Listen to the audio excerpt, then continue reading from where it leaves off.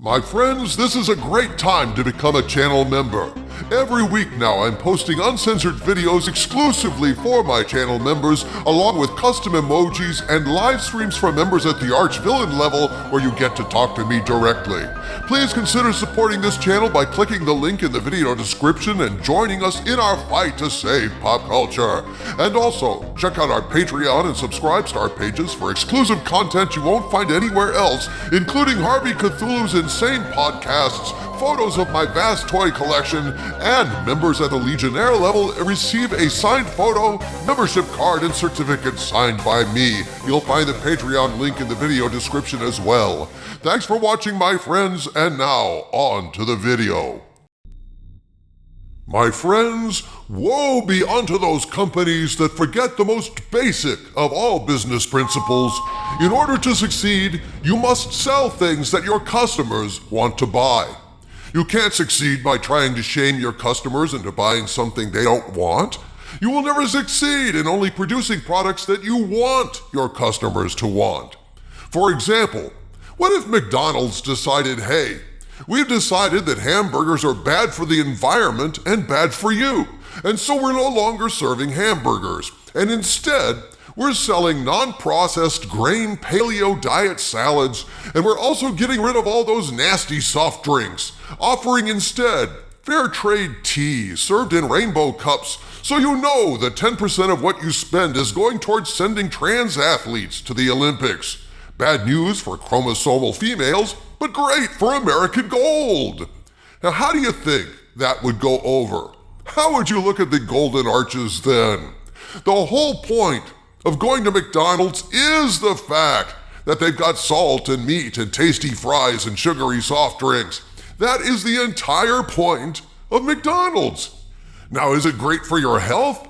Yeah, well, probably not. I'm not a dietitian, but that's their market niche. And would you go to McDonald's after such a shift for wheat germ shakes made with coconut milk and a heaping helping of lecturing along the way?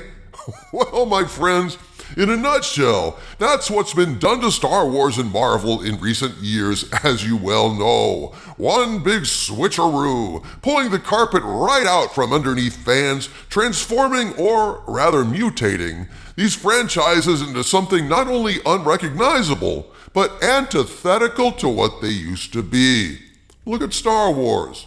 A rollicking fun adventure, a love letter to the Saturday morning thrills and spills of yesteryear's serials like Buck Rogers and Flash Gordon, amped up to 11, fueled by testosterone, sci-fi tropes of the past, and a love for the romance of classic swashbucklers like the adventures of Robin Hood.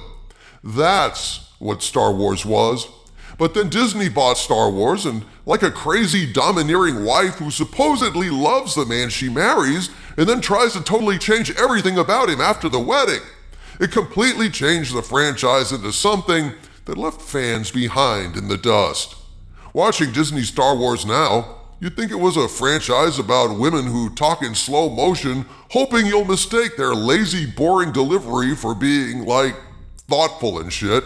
Sing mathematically challenged songs about the power of many being more powerful than the power of one, even though they prove that's bullshit in the scene beforehand, the very previous scene. And cowardly men who run and hide behind crates or among space turtles rather than face their enemies, who aren't all that tough anyway because they can't even beat up a slippery guy wearing nothing more than a Speedo despite being able to pull droids' arms out of their sockets. Yeah, little shit like that does not fill customers with enthusiasm. And don't forget what they've done to Marvel, dude. Marvel is supposed to be about superheroes, kicking ass, taking names, high-octane testosterone and heroism, bigger and badder than life.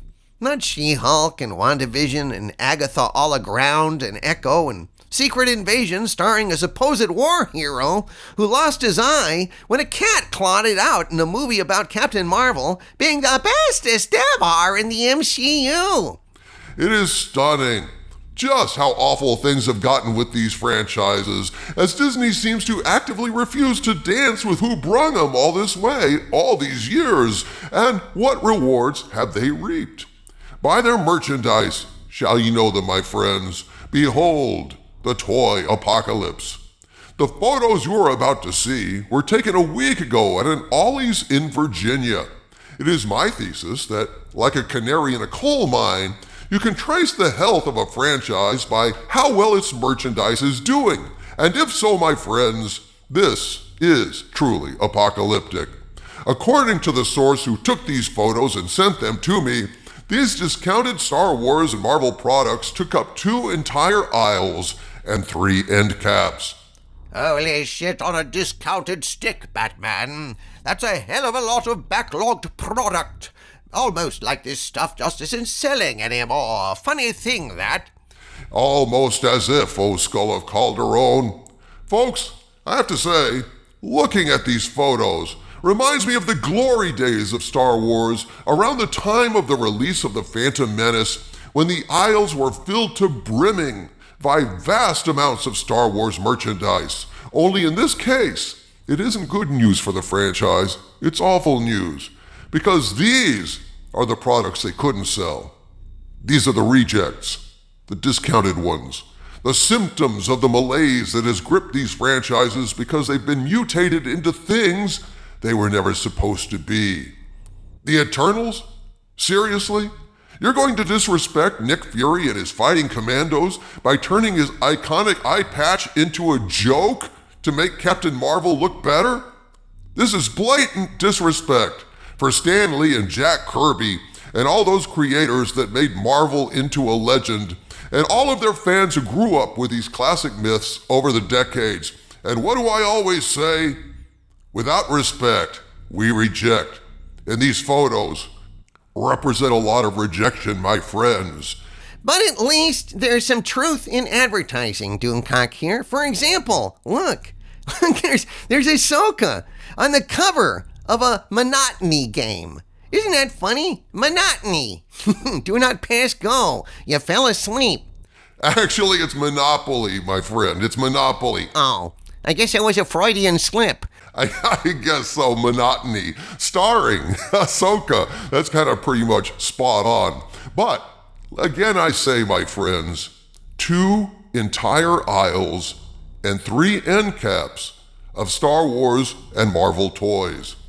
Well, at least it's coming up on the Christmas season, and so there's a chance these needy toys will find a desperately needed good home.